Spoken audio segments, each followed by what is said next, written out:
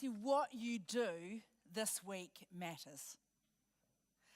What you do intentionally matters, and it matters even more when you put it alongside what you did last week and next week and week after week after week after week. It's like lining up cones. I'm not going to bring out road cones today, but I want you to remember that what we do intentionally actually adds value when we actually put it with consistency, week after week after week after week. Over the next 3 weeks, we're going to be talking about time and what happens over time. You know, I believe that sometimes God can teach us things over time that He can't teach us straight away in a moment. Not everything is microwavable. You know, I just sort of think that there are some things that we can learn over time that if we were told straight away, it wouldn't have that same meaning. It's almost like when sin entered the world, that God could have said, right, I know how to fix this. But instead of sending Jesus straight away, He allowed us time to prove His faithfulness, time to prove His love, time to understand. So time waiting is not wasted. Time actually isn't wasted in God's economy unless we waste it ourselves. I wonder if you could actually pick a time in history, it could be in the past, present or future, that would be the ideal time to live. What's your ideal time? So tell the person next to you what the ideal time frame would be for you. Maybe you want to be a teenager again. Nah, definitely not that. What time frame would you like? Go for it. Tell the person next to you.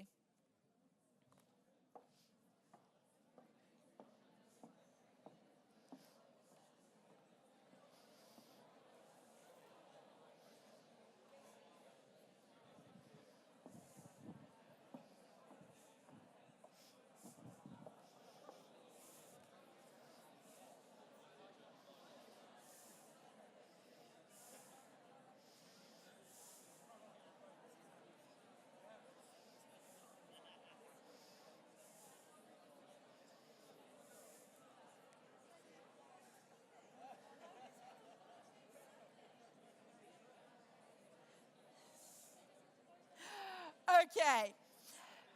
For some of you, it will be a time in the past. How many of you it was for a time or a season in the past? Put your hand up. Yep, great. How many of you it's right now? This is the best time ever for you right now. Great. How many is it time for a future? Okay, great. How many of you are just ignoring me and saying that you're going to do your own thing anyway? Yeah, I know, I get it. Well, here, let me ask a question of those of you who are parents in the room. How many of you would like more family time? Now, you can determine what that family time looks like, but how many of you would like some more time? If I could give you a gift of time, would you accept more time, more family time? You're there? Okay, that's great. I'm going to give you some family time.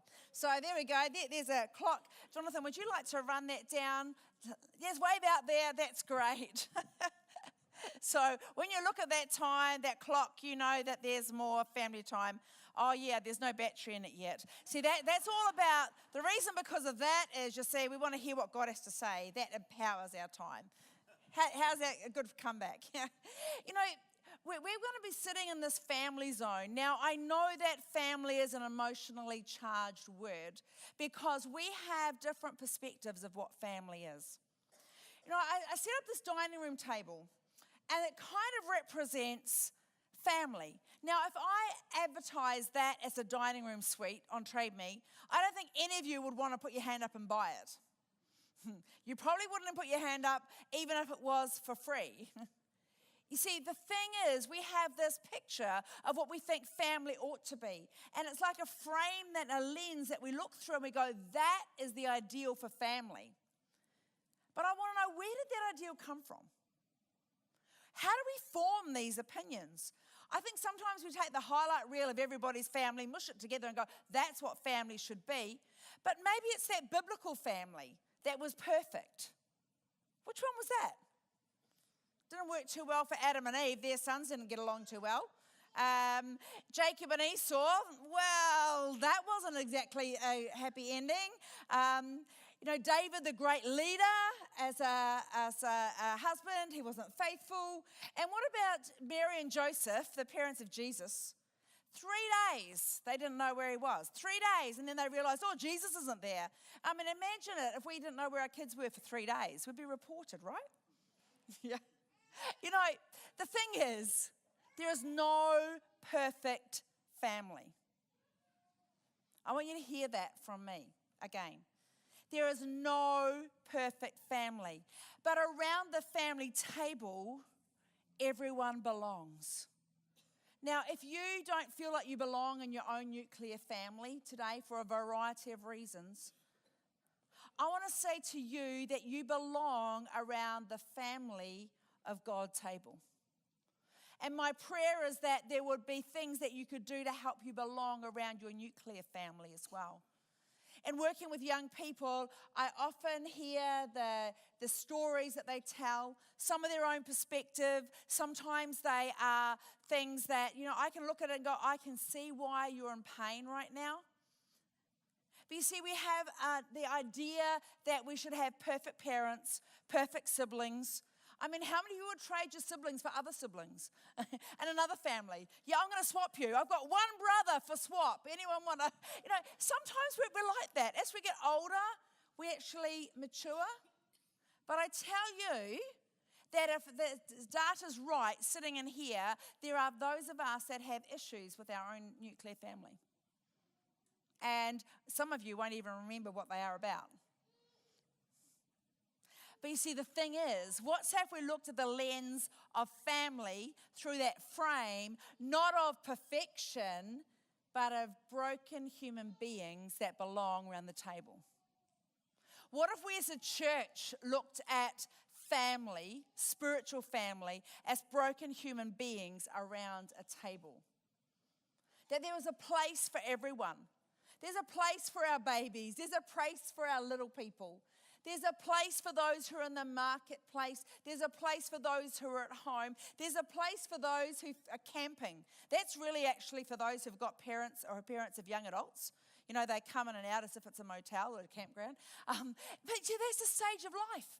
There are places for people who don't fit in the sense of what everyone else would consider normal. There are places for those who have disabilities.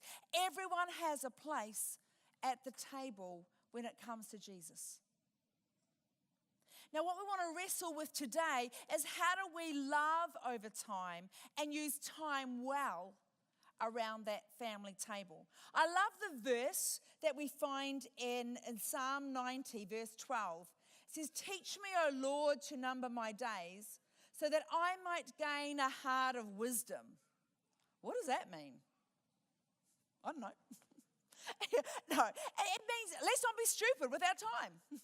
Let's not waste our time. Let's make our time count.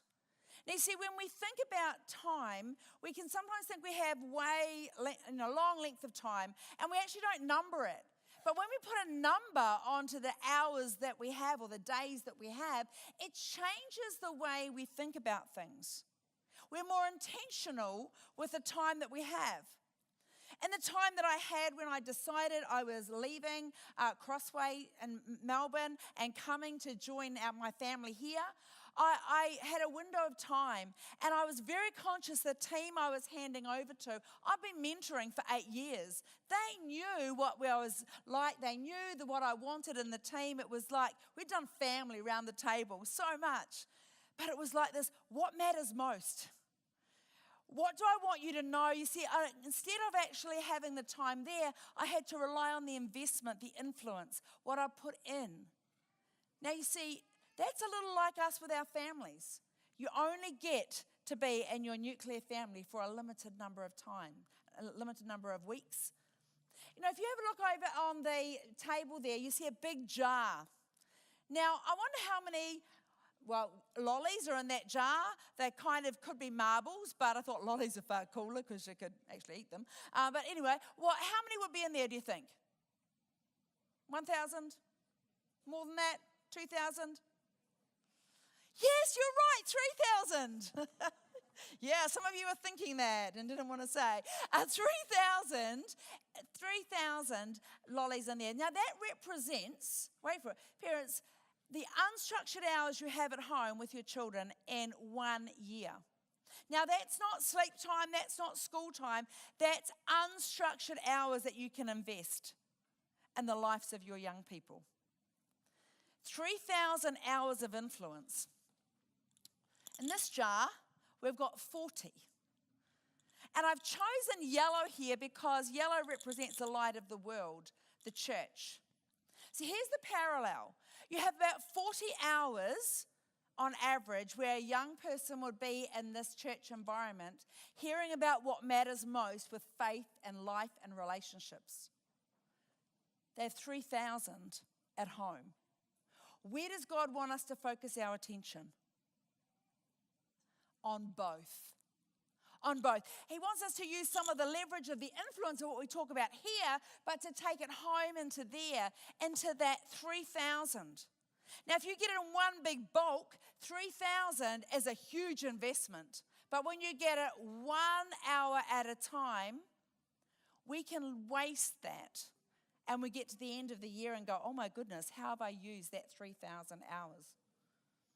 You know, if you've just welcomed a new baby into your family, and we've got some families that have done that, you know, you've got 936 weekends until they turn 18. And when they're 18, they can move on out of home. Well, you know, sometimes that they do. We had to draw a line somewhere, but 936. Now, I love to give a gift to a newborn or to a family who've just welcomed a newborn in with 936 marbles in a jar. And here's the instruction. Take one marble out every week. And that will be a clock that will remind you that week by week you're losing your marbles. Welcome to parenting. The reality is, actually, it's a clock to let you know that your time is limited and it is going unless you use it wisely. Now, for those of you that are very tech savvy, there's an app that you can use that has a countdown. So some parents go, that freaks me out. There's a countdown of how many weeks that I'm losing with my kids. And no. It's actually helping you be more intentional with what you have now. So Legacy Marble app, if you want to check that out, you can. See, that gives you the countdown. Because by the time a child is 9, they're really halfway through the influence of you being in your home. And then what it is you've got to lean on is that which you've placed in them. But here's the deal. We spend more time doing things for our families than with our families. And we want to unpack that a little bit more. Because you see, when Moses was leading the children of Israel, they were moving into the promised land. Moses had been their leader all the way through there, and they were about to enter into that which they'd been hoping for, that which they longed for. Moses wasn't going to get to go with them. I think that sucked. Would you? Oh, aren't you allowed to say that? Yeah. I mean, I would want to go in there with them, but it wasn't to be. But Moses was a leader and was passing on that mantle of leadership, and he had to release them into a world they did not know. A world that didn't exist, but what were they going to hold on to? What was the most important? And here's what he said. And you must love the Lord your God with all your heart, with all your soul, with all your strength. And you must commit yourselves wholeheartedly. I love the way that we talk about that. You see, that's not just a head thing, as we spoke about a couple of weeks that's a heart thing.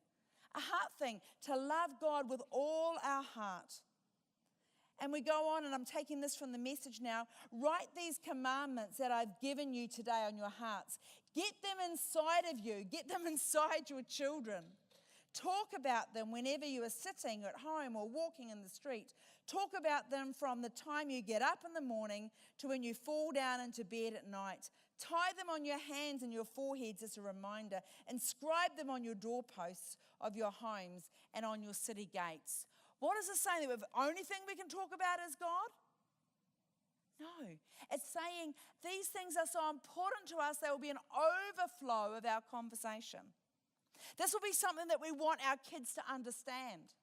In the same way I wanted my team at Crossway to understand some important things, that meaningful conversation that turns hearts and heads towards Jesus, that's what you have to go after.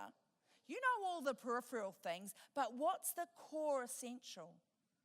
Parents, what do you want your young people to know as they move out of your home? Now, what say your kids have already moved out of home? What do you want them to know? Your influence is there. You have no control anymore. I know that for sure. But you know, their influence is still there. Aunties, uncles, brothers, sisters, cousins. You have multiple roles. And when we talk about family, it extends over all of that. What do you want people to know and to hold on to? What do you want people to hang on to and to live by? Oops, I am losing this. Sorry. You see, those are the things that are really important to us. You see, it was like Moses reminding the children of Israel that life would be different now. You won't have to have the pillar of cloud or the fire to follow. You'll be able to have a land that will sustain you. I won't have to give you manna every day. You will be a new thing that you will have. A new reality. A world they did not know. Do you know that the world that our kids are growing up in now is a world that we don't know? You know, you think about some of the technological changes that have happened. How many of you are still using the same mobile phone was the very first one you got? Anyone in the room like that? No, we upgrade. We upgrade. Our world is different. The world for the children of Israel was going to be different, and Moses knew that they would be distracted and that God would not be essential to their way of thinking and their way of life anymore with things that are changing. You see, there's a danger to mix the priorities, a danger to change the way that life happened.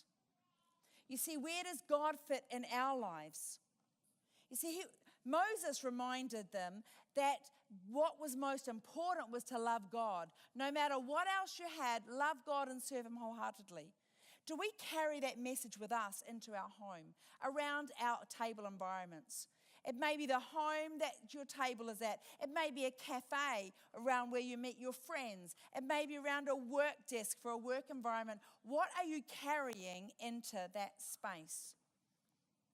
You see, Jesus mastered love and time beautifully. He modeled for us how to use that wisely. You see, remember when the children came to Jesus we spoke about? And he said to the disciples, don't send the children away. I'm prioritizing them. Let them come to me. What about the woman at the well? I was thinking a lot about her during the week. Jesus went out of his way to connect with her. See, that's what Jesus does.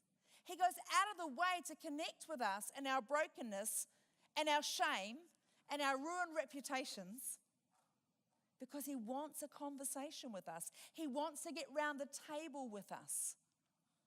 He had the longest conversation recorded in the Gospels with this woman, and it transformed her life. And that's what Jesus does. What about Zacchaeus? Zacchaeus thought he got up the tree to get a view of things, but actually Jesus got the view of Zacchaeus and said, come on down, because I'm going home and we're going to get round your table.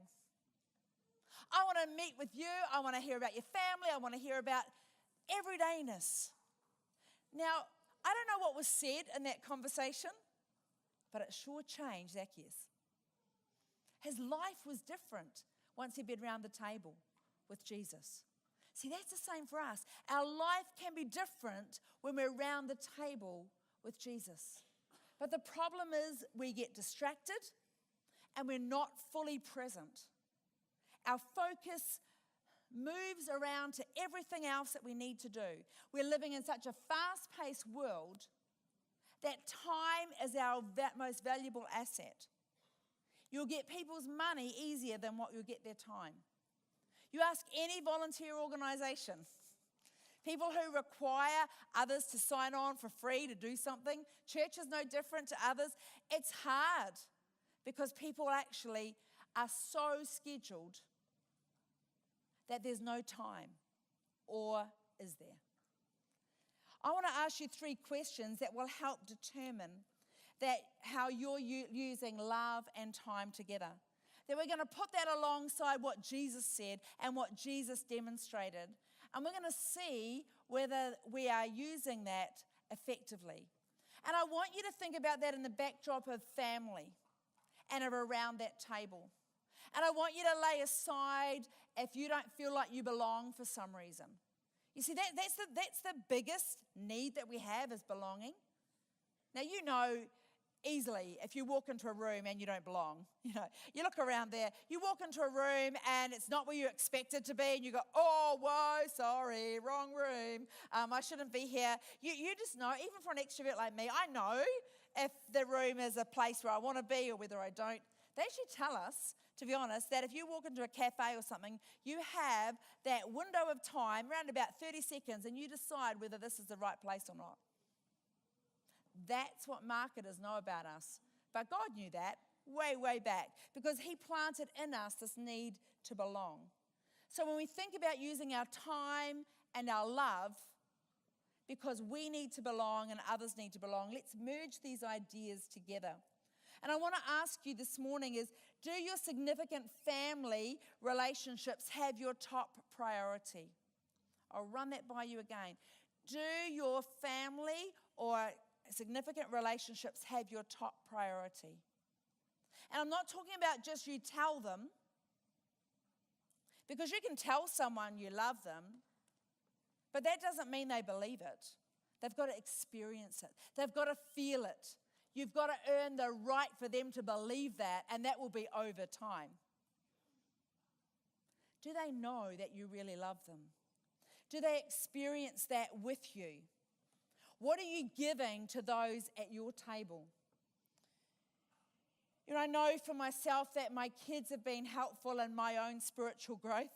Well, I think I've been leading them and trying to parent them. Some of the things they say are like God just cutting straight through and revealing to me what others see.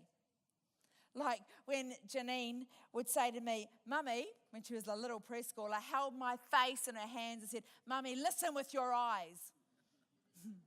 And these big eyes looking back at me, and I'm going, but I am. No, I was multitasking. I needed to listen with my eyes. She also said to me, I love Grandpa more than you. I go, great, thank you. Welcome to parenthood, people. But, I said, so why? And she said, because Grandpa's legs don't move. My dad was in a wheelchair, and he was always there for her to sit on his knee and snuggle. That was important to her. That's how she knew she was top priority. How do you show people in your world, at your table, their top priority? Do you give them your best or your leftovers? See, that's a challenge for us. Is there enough time in your day to really spend time with people? Or are you racing on to the next thing? How many of you, to be honest, actually sit around, and I won't ask for hands up on this one, sit around your table and have a meal together? Data tells us in this day and age, we spend more time eating in front of a television. You're still having a meal together, but we're not around the table. There's even research to say that that's educationally better for young people to be sitting around a table. And I would add, without your device. I was out for dinner with our family, and I looked over at another family, and they were sitting there with two preschoolers, mum and dad, and there was another adult there. And the preschoolers both had phones, as in they were watching, and it was Paw Patrol. They were watching that, because I know the music. They were watching this, and they were being entertained. Mum and dad were both on the phone. I don't know whether they're messaging each other or not. And the other person was sitting there, and they had their phone just on the table. And I'm going, oh my goodness, come on, people, talk to one another. Then I looked at my own family, and we had phones sitting on the table. How are we so connected to these devices? They rule our lives. We hear a bing, and suddenly, oh, I need to respond to that. Are we giving people top priority? Those people that matter most. The reality is people will always want more from you, but you'll have to choose who you're going to disappoint. Andy Stanley puts it this way, choose who you'll cheat on for time. don't cheat on your family. They need you. They need you to show up. They need to experience the love that you say for them. They need you to invest in them. And that brings us to our next question. Is the time I'm spending an investment in them? Not just spending time with those who are significant to you, but are you actually investing in that time? Are you deliberately doing things together? Jesus took time with his disciples to talk together, to walk, to fish.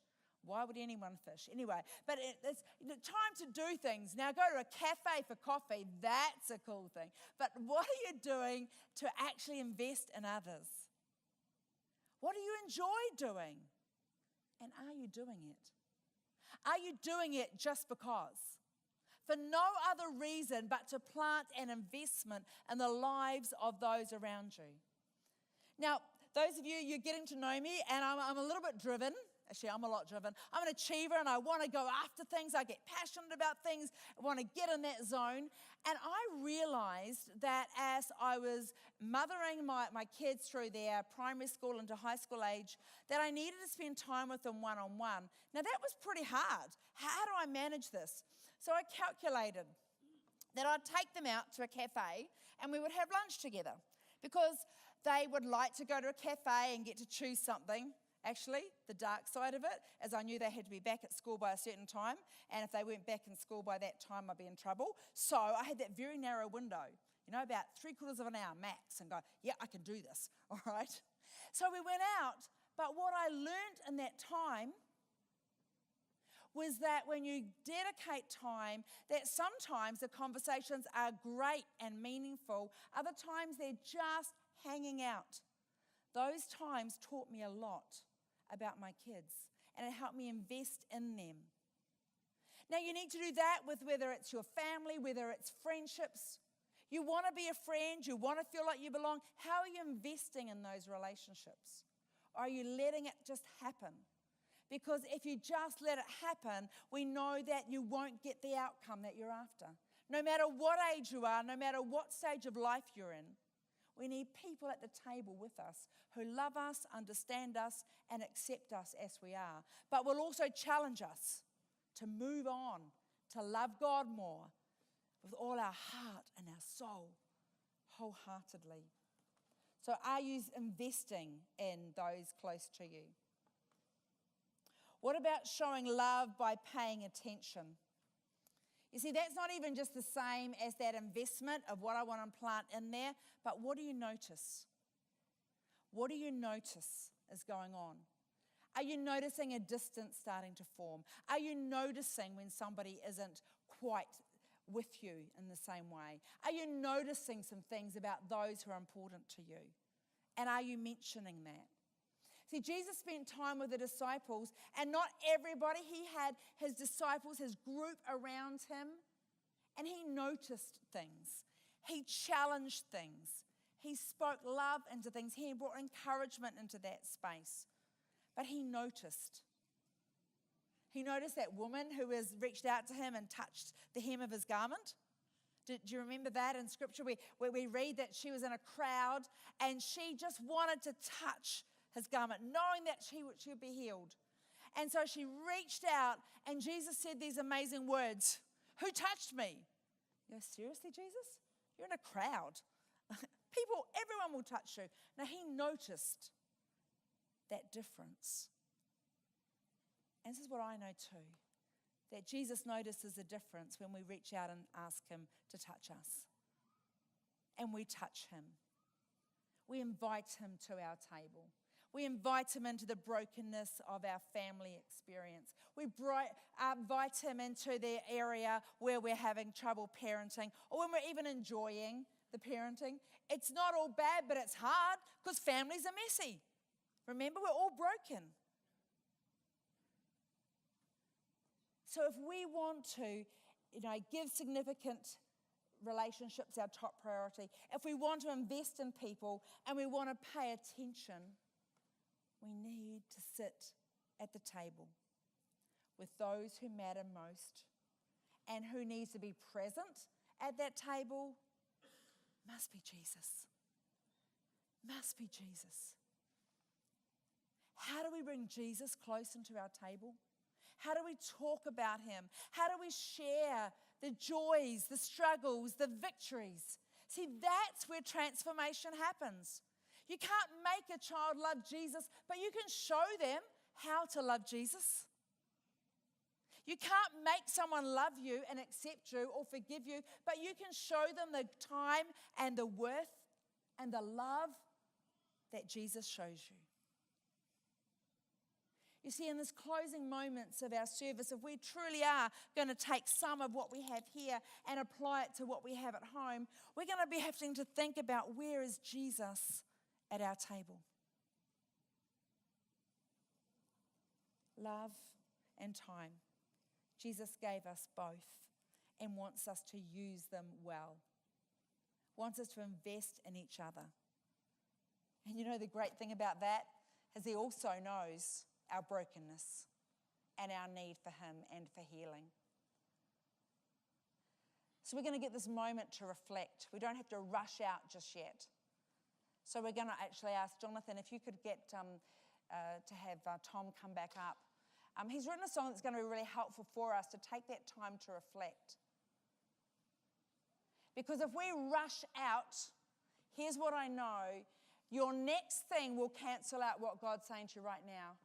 And I believe God is speaking to you, as he is to me, about my situation, about my personal journey, because that's who Jesus is, a personal Saviour and friend.